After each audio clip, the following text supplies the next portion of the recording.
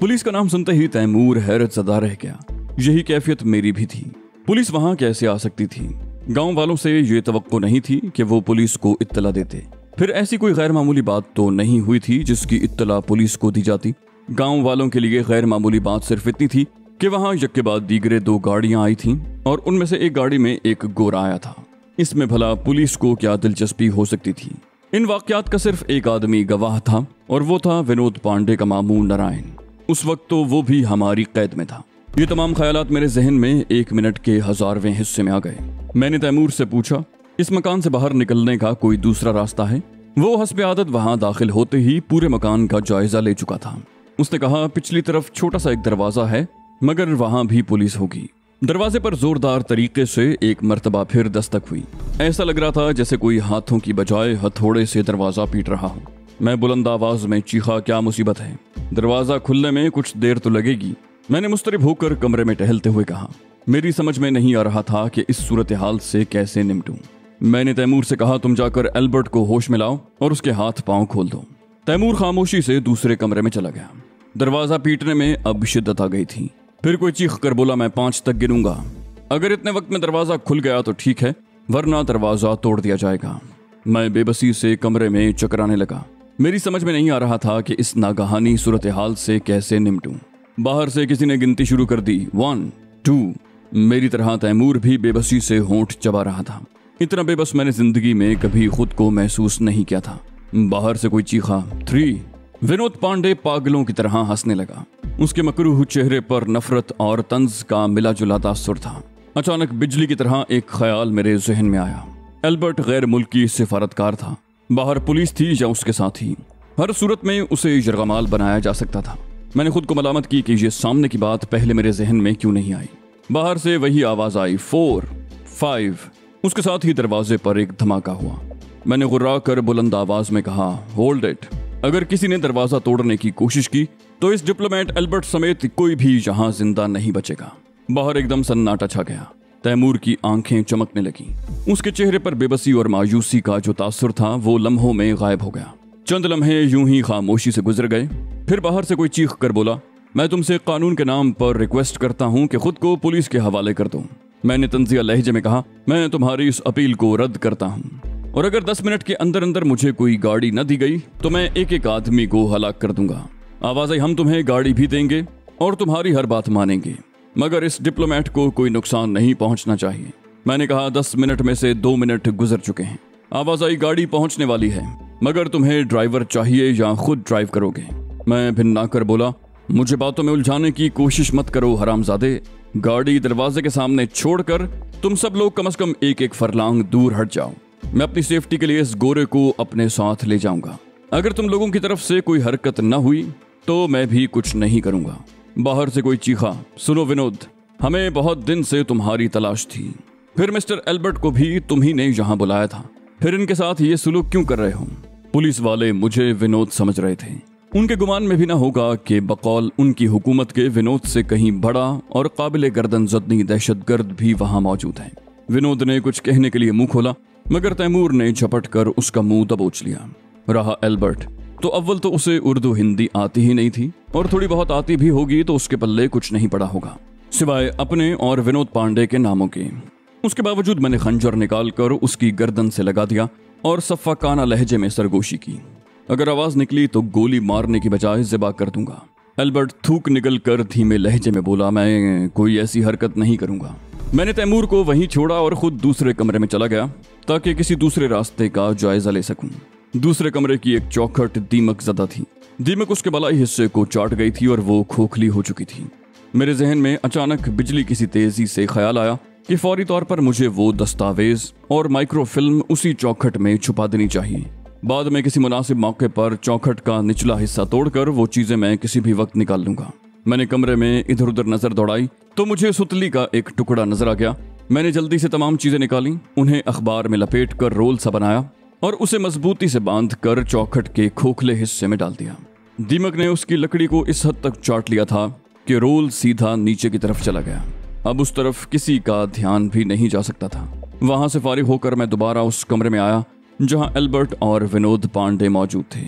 मकान के बाहर की तरफ अलबत्ता सन्नाटा था। जो मुझे इंतहाई पुरस्कार लग रहा था। मैंने दरवाजे की दराड़ में से झांक कर बाहर का जायजा लिया। वहां भी कोई नहीं था। हालांकि उसूली तौर पर अब तक उन लोगों को गाड़ी भेज देनी चाहिए थी। तैमूर भी मेरी तरह टेंशन में था।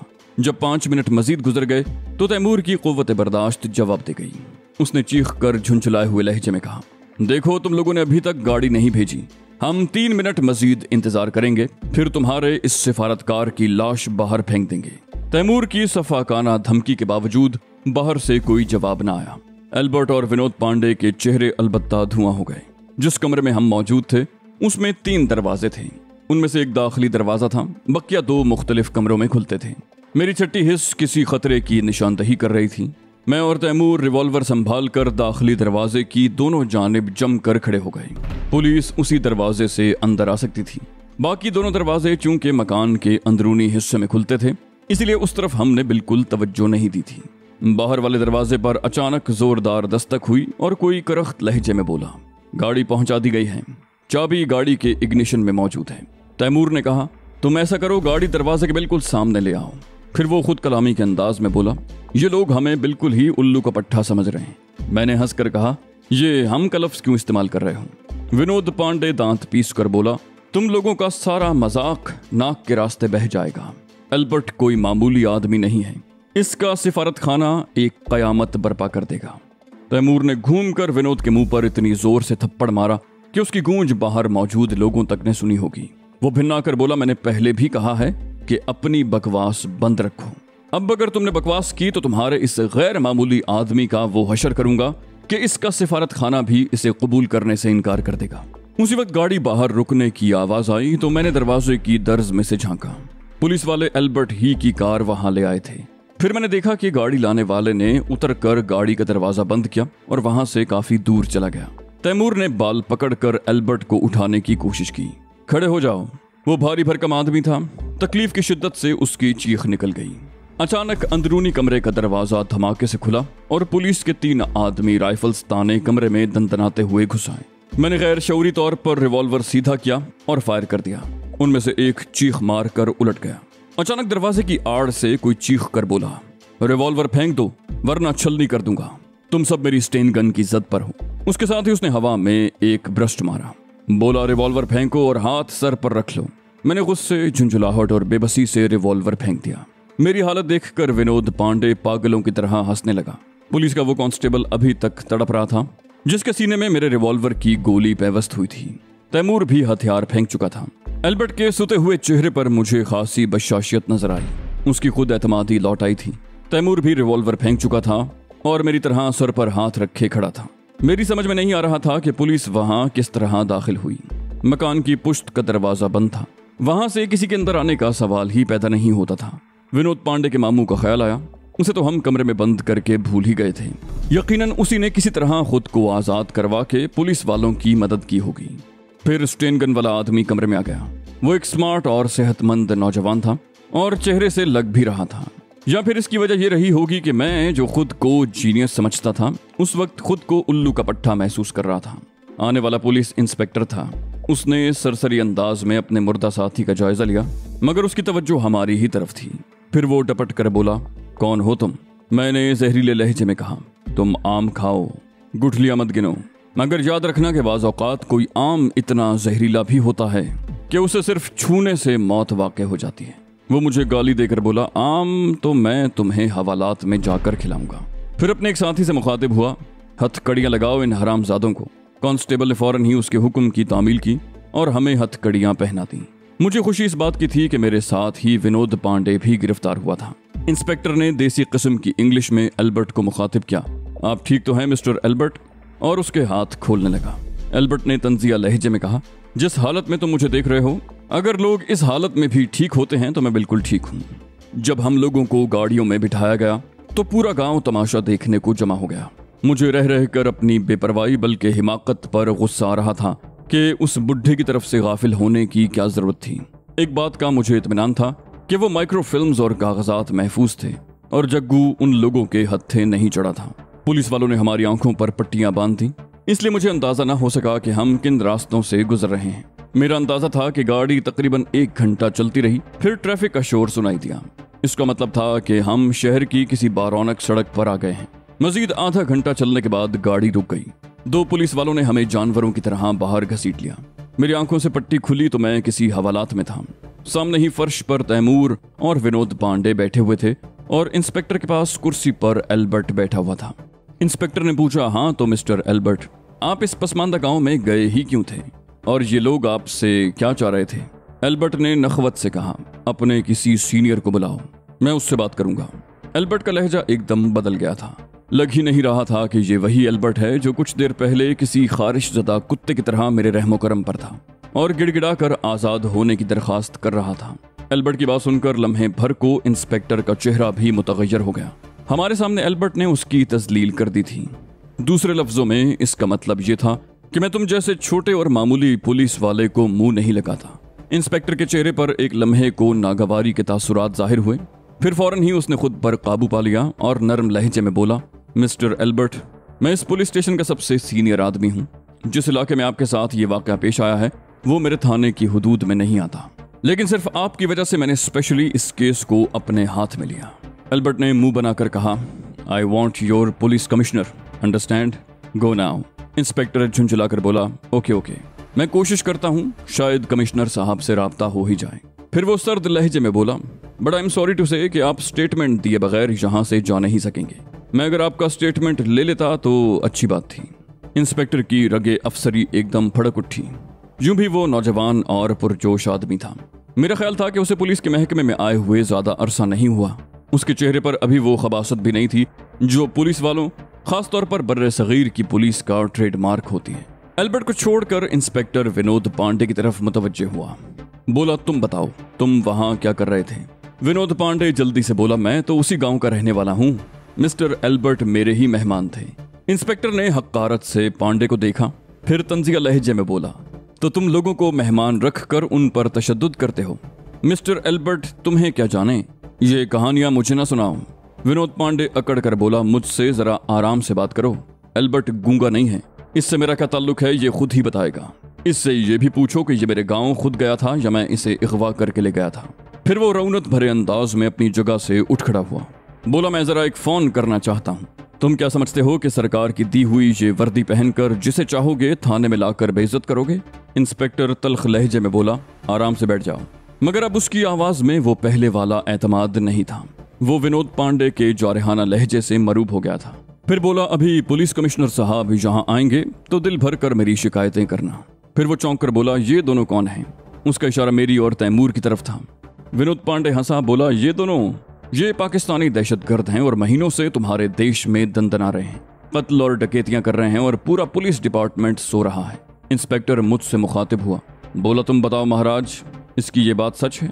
मैंने अपनी बुद्धि पर हाथ फेरते हुए कहा, कहने को तो ये कुछ भी कह सकता है बालके। मैं अगर ये कहूं कि ये अमेरिका का सदर जिमी कार्टर है तो क्या तुम मान लोगे? पांडे बोला, तुम क्या समझते हो, सर मुंडाकर तुम अपना चेहरा भी बदल लोगे? तुम्हारी तस्वीर तो यहाँ के हर थाने में मौजूद है, न्यूज़पेपर्स में छपती रही है। हो सकता है यहाँ भी तुम्हारी कोई तस्वीर हो। एल्बर्ट भिन्ना कर बोला, मैंने कहा है कि मेरी किसी सीनियर अफसर से बात करवाओ। मेरे पास इतना वक्त नहीं है, या फिर मैं अपने सिफारत खाने से राब्ता करता हूँ, वो लोग इस मामले को खुद डील कर लेंगे। मुझे फोन दो। इंस्पेक्टर बौखला गया। बोला, जस्ट अ मिनट सर, मैं अभी कमिश्नर साहब से बात करता हूँ। ये कहकर उसने टेलीफोन सेट अपनी तरफ खिसकाया और जल्दी जल्दी किसी के नंबर डायल करने लगा। तीसरी कोशिश में उसे लाइन मिल गई। दूसरी तरफ से फोन शायद किसी मुलाजिम ने उठाया था। इंस्पेक्टर का तहक्कुमाना लहजा सुनकर तो मुझे यही अंदाजा हुआ था। उसने सर्द लहजे में कहा, कमिश्नर साहब से बात कराओ। क्या? अच्छा। ये कहकर उसने रिसीवर रख दिया और एल्बर्ट से बोला, सॉरी सर, मैंने गलती से कमिश्नर साहब के घर का नंबर मिला दिया। एल्बर्ट ने सख्त लहजे में कहा, जो कुछ करना है जल्दी करो वरना मुझे जाने दो। इंस्पेक्टर दोबारा फोन पर नंबर मिलाने लगा। बोला, सिर्फ 1 मिनट सर। इस मर्तबा फौरन ही उसे लाइन मिल गई। वो बोला, हेलो, कमिश्नर साहब हैं? मैं इंस्पेक्टर राहुल बोल रहा हूँ, अभी फौरन उनसे मेरी बात करवाएं, बहुत अहम मामला है। फिर चंद मिनट वो रिसीवर कान से लगाए बैठा रहा। पुलिस कमिश्नर हुमायूं मिर्जा शायद फोन पर आ ही गया। इंस्पेक्टर ने मुअद्दब लहजे में कहा, yes sir, inspector Rahul speaking. फिर उसने तफसील से हमारी गिरफ्तारी और एल्बर्ट के बारे में बता दिया। कुछ देर तक खामोश होकर दूसरी तरफ से सुनता रहा, फिर मेरी तरफ गौर से देखते हुए बोला, नो सर, इसके तो बाल ही नहीं है।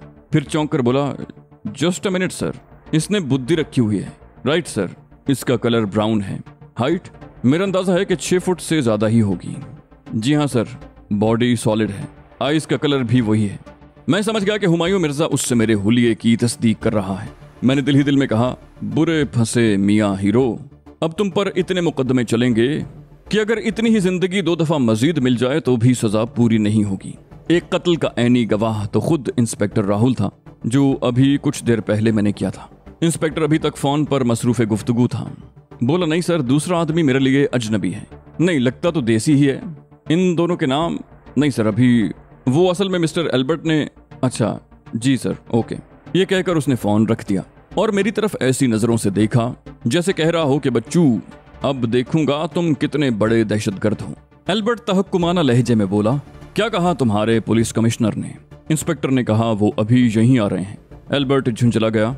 बोला, मेरे पास जाया करने के लिए फजूल वक्त नहीं है। इंस्पेक्टर ने सर्द लहजे में कहा, मैं इस सिलसिले में क्या कर सकता हूँ? ये आप ही की फरमाइश थी कि आप किसी हाई रैंकिंग ऑफिसर से बात करेंगे। मुझ जैसा छोटा अफसर क्या कर सकता है? एल्बर्ट सख्त लहजे में बोला, देखो मिस्टर, मैं यहाँ गैर कानूनी तौर पर नहीं आया हूँ, बल्कि अपने सिफारत खाने का एक जिम्मेदार अफसर हूँ। तुम्हारे मुल्क को जवाब देना मुश्किल हो जाएगा। इंस्पेक्टर बोला, क्या मैं पूछ सकता हूँ कि सिफारत खाने का ये जिम्मेदार अफसर इलाहाबाद के एक गाँव में क्या कर रहा था? आपका सिफारत खाना मेरा ख्याल है कि न्यू दिल्ली में है, या इलाहाबाद में आपका क्या काम? एल्बर्ट तिल मिला गया। बोला, मैंने बताया ना कि अपना स्टेटमेंट तुम्हारे अफसर को दूंगा। मुझे इंस्पेक्टर का अंदाज और लबो लहजा पसंद आया, वरना आमतौर पर कोई इंस्पेक्टर किसी पुलिस कमिश्नर या गैर मुल्की सिफारतकार से इतना पुरएतमाद और जारहाना अंदाज में गुफ्तगू नहीं करता। वो इंस्पेक्टर नौजवान और पुरजोश होने के साथ साथ मुझे बाउसूल और दयानतदार भी लग रहा था, वरना उसकी जगह कोई और पुलिस अफसर होता तो एल्बर्ट से मरूब हो जाता और उससे 1000 बार अपने रवैये की माफी चाहता। तकरीबन आधे पौने घंटे के बाद बाहर कोई गाड़ी आकर रुकी तो पूरे थाने में खलबली मच गई।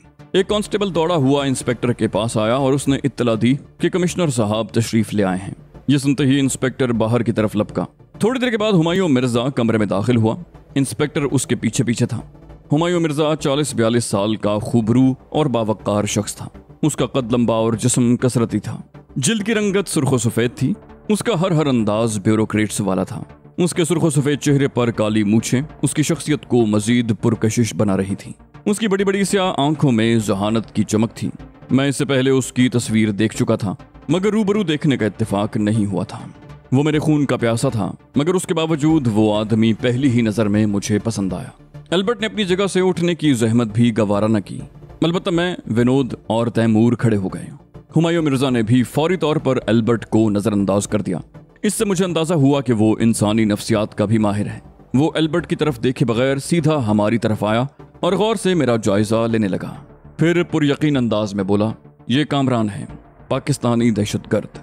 जितना नुकसान इस अकेले ने पुलिस को पहुंचाया है, उतना तो यहाँ के 10 दहशतगर्द मिलकर भी नहीं पहुंचा सकते। हाँ तो मिस्टर कामरान, अब आपकी समझ में वो मुहावरा आ गया होगा कि बकरे की माँ कब तक खैर मनाएगी। कानून से बचना बहुत मुश्किल होता है माय डियर। फिर वो चौंक कर बोला, तुम्हारे दूसरे साथी कहाँ हैं? मैंने हैरत से कहा, दूसरे साथी? आपके सामने मेरे सिवा और कौन है? उसने विनोद और तैमूर की तरफ इशारा किया। बोला, ये दोनों कौन हैं? मैंने ढिठाई से कहा, आई डोंट नो। एल्बर्ट धाड़ा, मिस्टर पुलिस कमिश्नर, मैं आखिर कब तक यहाँ बैठा रहूंगा? हुमायूं मिर्जा ने इंस्पेक्टर की तरफ यूं देखा जैसे पूछना चाह रहा हो कि ये ज़ात शरीफ कौन है। इंस्पेक्टर उसका मतलब समझ गया और जल्दी से बोला, ये मिस्टर एल्बर्ट हैं। इनका ताल्लुक एक गैर मुल्की सिफारत खाने से है। और हुमायूं मिर्जा ने पूछा, इसका बयान लिया आपने? इंस्पेक्टर बोला, मैंने कोशिश की थी, मगर इन्होंने किसी भी किस्म का बयान देने से इनकार कर दिया। कहा कि सिर्फ हाई ऑफिशियल से मिलना चाहते हैं। हुमायूं मिर्जा ने कहा, ओके। फिर वो एल्बर्ट की तरफ बढ़ गया। बोला, yes mister Albert, what is wrong with you? Albert झुंझुला कर बोला, अब मैं हर सवाल का जवाब अपने वकील की मौजूदगी में दूंगा। हुमायूं मिर्जा ने कहा, ठीक है, आप फोन करके अपने वकील को तलब कर लें, उस वक्त तक आराम से बैठें। एल्बर्ट ने कहा, मैं अपने सिफारत खाने भी इत्तला देना चाहता हूँ। हुमायूं मिर्जा ने कहा, शौक से दें, फोन आपके सामने मौजूद है, जहाँ दिल चाहे इत्तला दें। फिर वो इंस्पेक्टर से मुखातिब हुआ, आपने बताया है कि वहाँ कोई कत्ल भी हुआ है? इंस्पेक्टर ने कहा, यस सर, मैंने एक सब इंस्पेक्टर और एक दूसरे जरूरी अमले को जाए वारदात पर रवाना कर दिया है। हुमायूं मिर्जा ने पूछा, आला कत्ल बरामद हुआ? इंस्पेक्टर ने कहा, जी हाँ, वो मेरे पास मौजूद है। हुमायूं मिर्जा ने कहा, लाओ मुझे दो। वरना ये गोरा हमारे लिए खामखा मुसीबत खड़ी कर देगा। ये लोग हम एशियंस को हकीर समझते हैं। मैं इसके दिमाग से जरा ये खन्नास निकाल दूं। अब तो इसका सिफारत खाना सर के बल भी खड़ा हो जाए तो मैं इसे 1 हफ्ते से पहले नहीं छोड़ूंगा। इंस्पेक्टर ने खामोशी से वो रिवॉल्वर निकालकर हुमायूं मिर्जा के हवाले कर दिया जिससे मैंने कत्ल किया था। हुमायूं मिर्जा ने जेब से रबड़ का ग्लव निकालकर पहना और एल्बर्ट की नजर बचाकर रिवॉल्वर पर लिपटा हुआ रुमाल खोल दिया। फिर कुछ सोचकर उसने रिवॉल्वर पर दोबारा एहतियात से रुमाल लपेटा और इंस्पेक्टर से बोला, मुझे कोई दूसरा रिवॉल्वर दो। इस गोरे की दुश्मनी में मुझसे अभी एक अहम सबूत जाया होने वाला था। इंस्पेक्टर ने दराज खोलकर वो रिवॉल्वर निकाल लिया जो तैमूर से छीना था। हुमायूं मिर्जा ने अभी तक रबड़ का वो दस्ताना पहन रखा था। वो तैमूर का रिवॉल्वर हाथ में लेकर यूं ही टहलता हुआ एल्बर्ट के पास पहुंचा और उसके नजदीक एक कुर्सी पर बैठकर निहायत खुश अखलाकी से बोला, आपको तकलीफ देने की माजरत चाहता हूं सर, मगर क्या करूं, मैं भी मजबूर हूं, अपने इख्तियारात से तजावुज नहीं कर सकता।